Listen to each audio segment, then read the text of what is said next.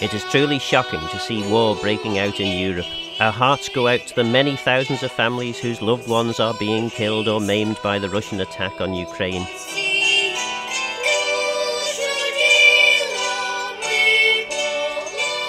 It is deeply saddening to see tens of thousands of people fleeing the conflict, often split from their loved ones, who are staying on to fight. On Agenda tonight, we consider the impact of this conflict on the Isle of Man and explore what meaningful actions we can take to help Ukraine. How does the Treasury Minister David Ashford MHK see this conflict impacting us here in the Isle of Man? It's absolutely devastating what we're seeing. It's an absolutely massive humanitarian disaster. I don't think anyone expected in the 21st century that we'd actually be staring at this on the east of Europe. The Isle of Man stands 100% behind Ukraine. We are mirroring the UK sanctions, and obviously what we want to see is a peaceful resolution that allows the Ukrainian people to try and get back to some form of normality. You mentioned there the sanctions, and obviously over the years the Isle of Man has often had fingers pointed at it in relation to Russian money. Various people from the opposition, if they're not already in jail, and some who already are in jail, have pointed to the Isle of Man and said, one oligarch has been using the Isle of Man to bribe various politicians in Russia. There's been talk of the aircraft registry, oligarchs' planes being registered, and this and that. The Paradise Papers gave indication to some of this as well. How do you actually implement these sanctions? Because it's easy enough to say we're going to get this money out of the Isle of Man, but it's not a much more difficult thing to do. I mean, we've got to be honest and say it's not always easy, because you've got to ultimately trace the beneficial ownership. Now, there's ways and means within the financial system of actually doing that. You mentioned there a couple of examples that have come out over the years. We've got to get the separation, which hasn't always happened in the UK press, between money that is legally held and legally deposited and money that actually isn't, where there's some issues or there's been some form of money laundering. Thankfully, the instances that have been linked to the Isle of Man where there's illegal activity have been very few and far between over the years. A lot of, for instance, the Paradise Papers was exposing assets that were held around the world, but many of those assets around the world were actually held perfectly legally. It was just exposing the wealth of certain individuals and what they held and where.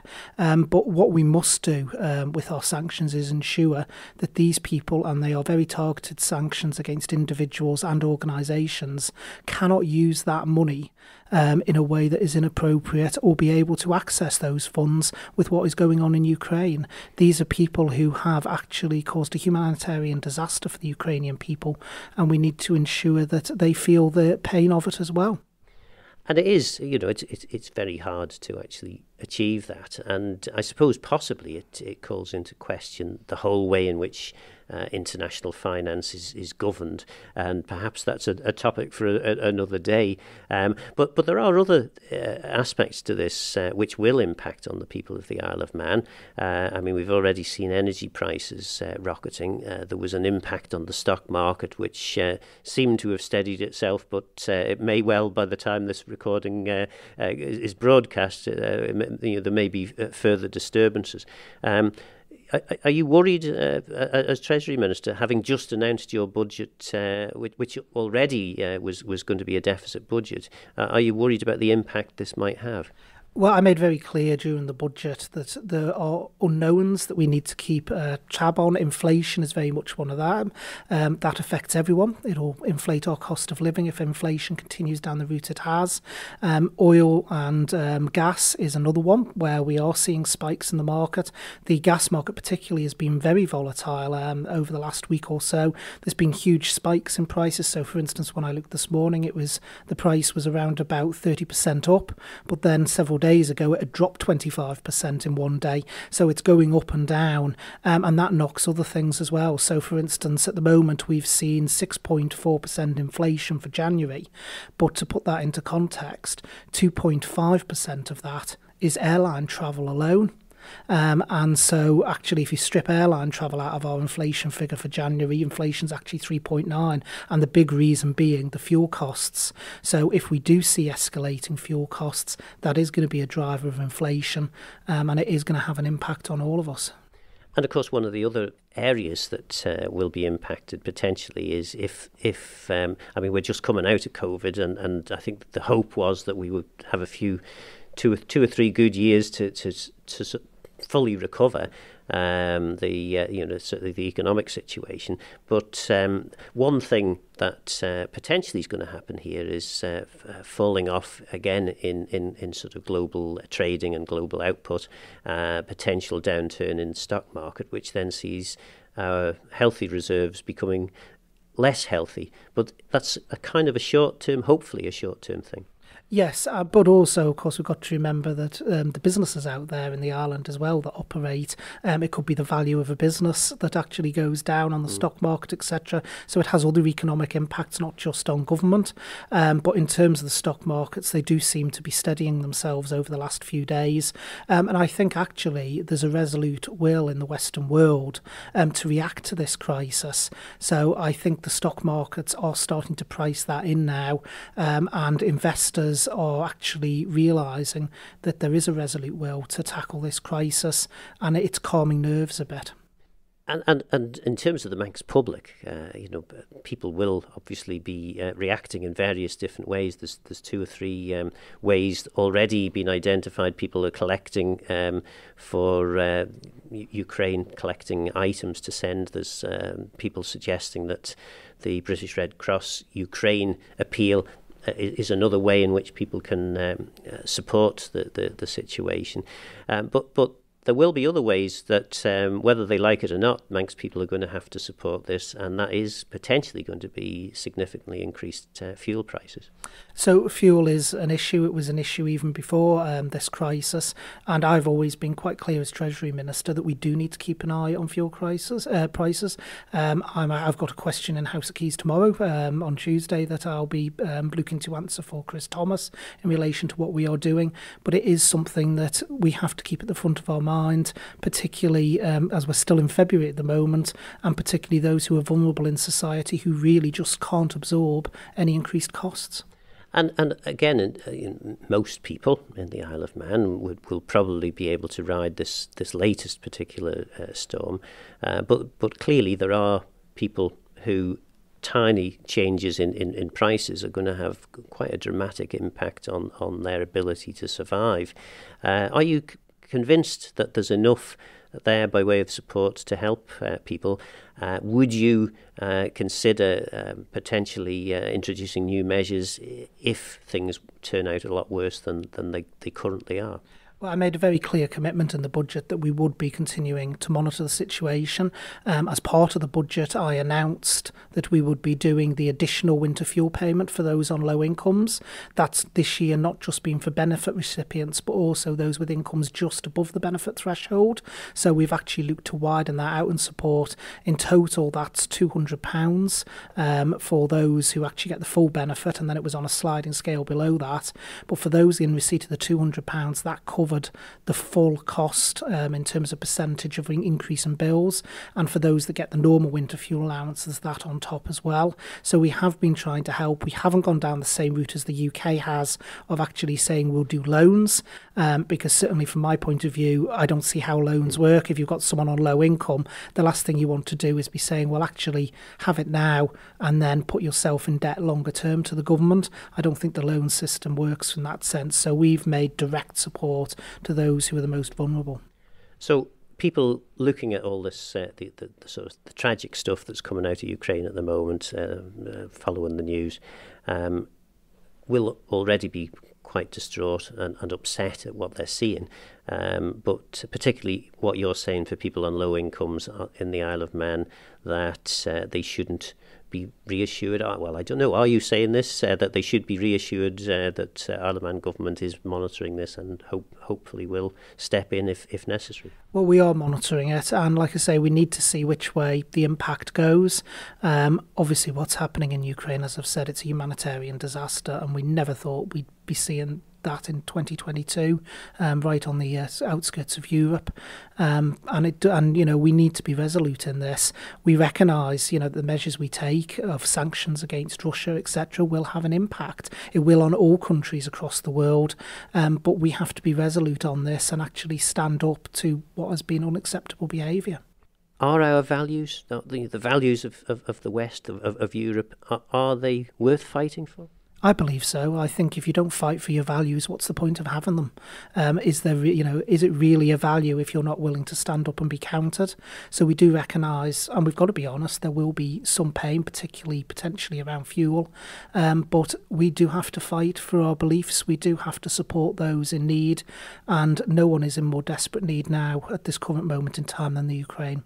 And is there anything that the Isle of Man government can do directly? I mean, obviously, sending our fisheries patrol vessel over there is probably not going to help, but things, are there other things that Isle of Man government can do to help directly that are being considered? Yes, I don't think the Bureau will be going out anytime soon, but no, there's things we can look at, which we are currently looking at. I can't go into too much detail at the moment, but how we can help to support those who are in dire need out there. And like I say, any issues we may experience off the back of this is absolutely nothing compared to the issues those poor people out there are experiencing. That was Treasury Minister David Ashford, MHK. Former MHK Peter Karran was banned from the building for daring to stand up to the Chinese ambassador over Tibet. So how does he see this playing out? Make sure that we try and lessen the easiness for the regime in Russia to carry on. At the end of the day, in my opinion, you've got to treat them all as the same, because it's a kleptocracy. There is no real rule of law there. At the end of the day, there is no justice there at all in so many points. And I think let's take the high ground. You know what I mean? The problem you've got is that people have got fat on this sort of industry, and we need to be looking at other ways of creating the economic strength in the island's economy from other areas.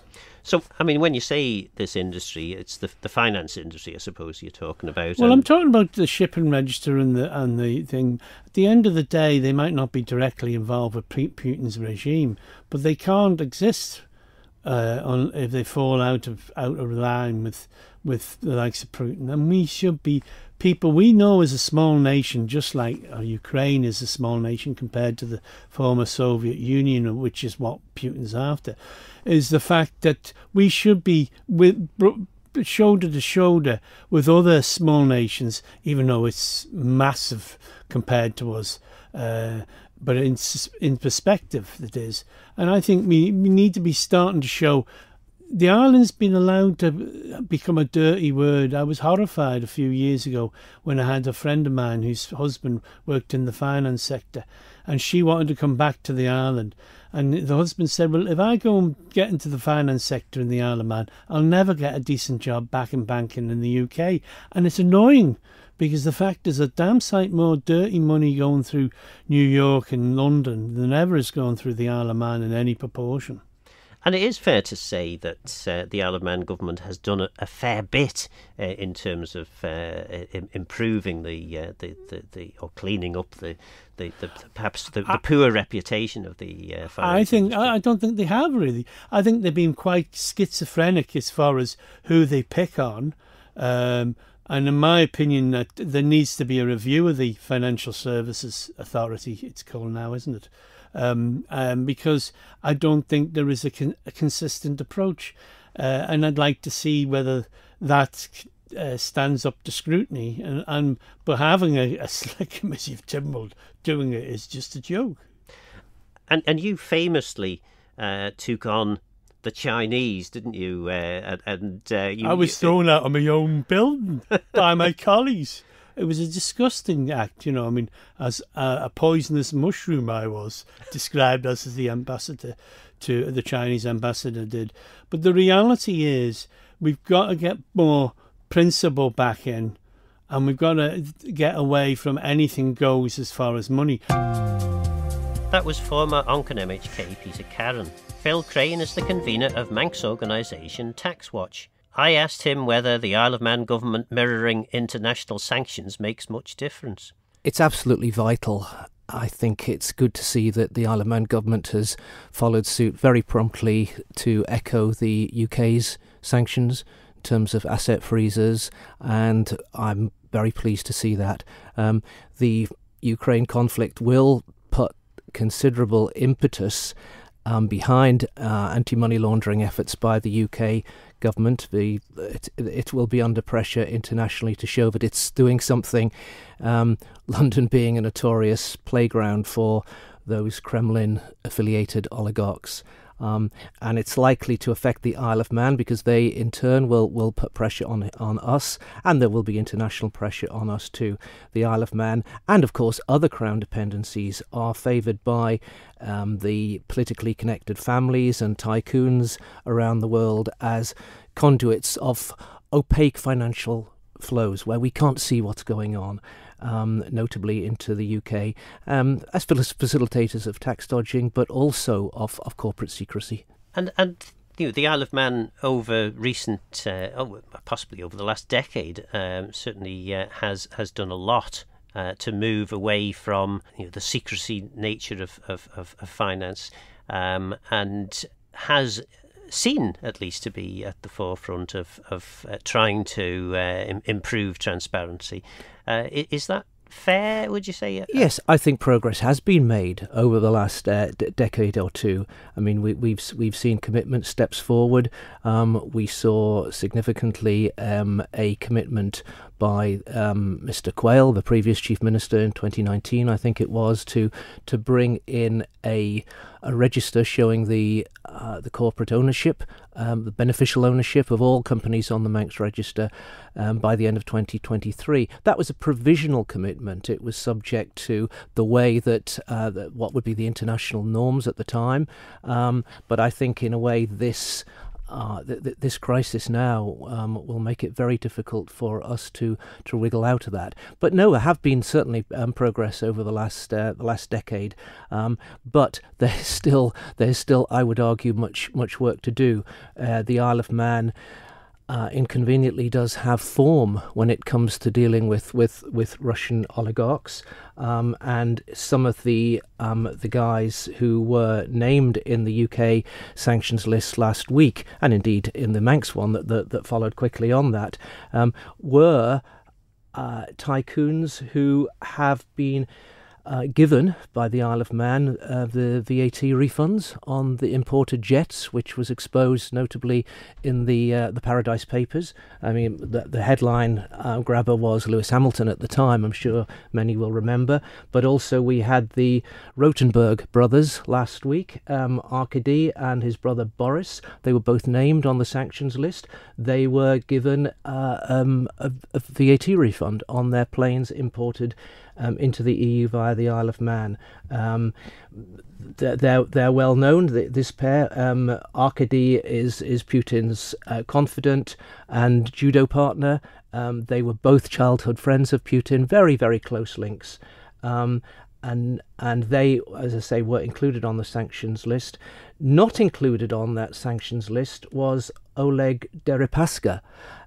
Now, he has been on the US sanctions list since 2018, and I noticed that he's also on the list of Alex Navalny, who's the Russian opposition leader, who has come up with his own list of 35 Russians who he thinks are close to Putin who should face international sanctions. Now, Deripaska is one of those 35, but not yet sanctioned by the UK.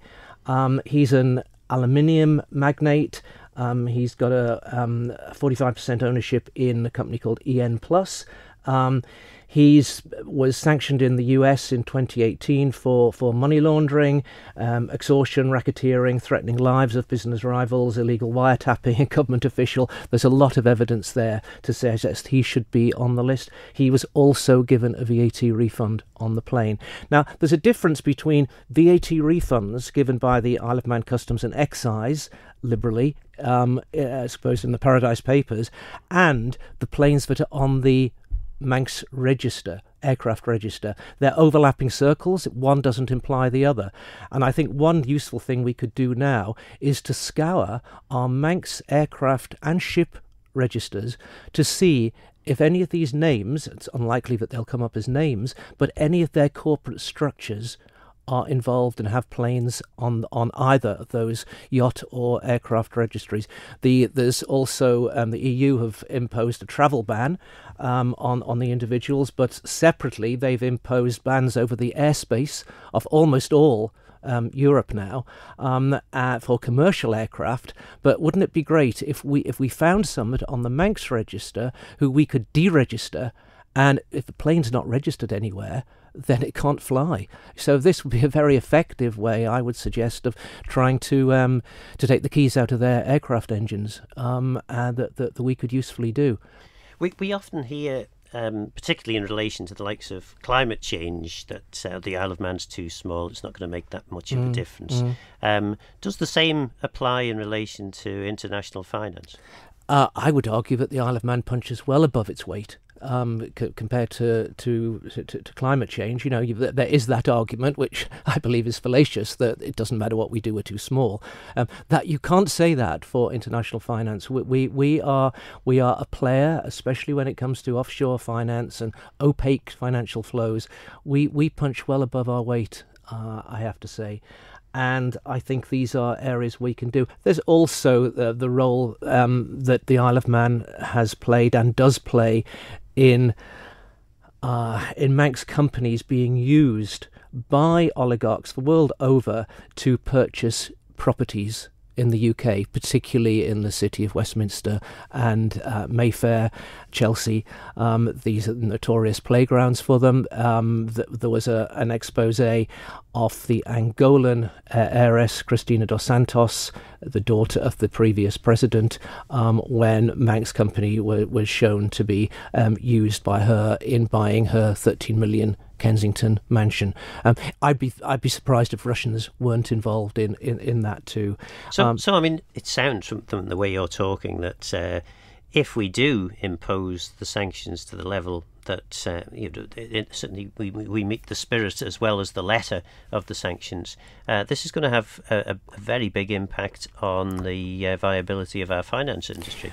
Quite possible for certain sectors of it. Much of what goes on in the Isle of Man is perfectly legitimate in the finance sector, but there are rotten apples, and it's just not. It may be a few that are still there.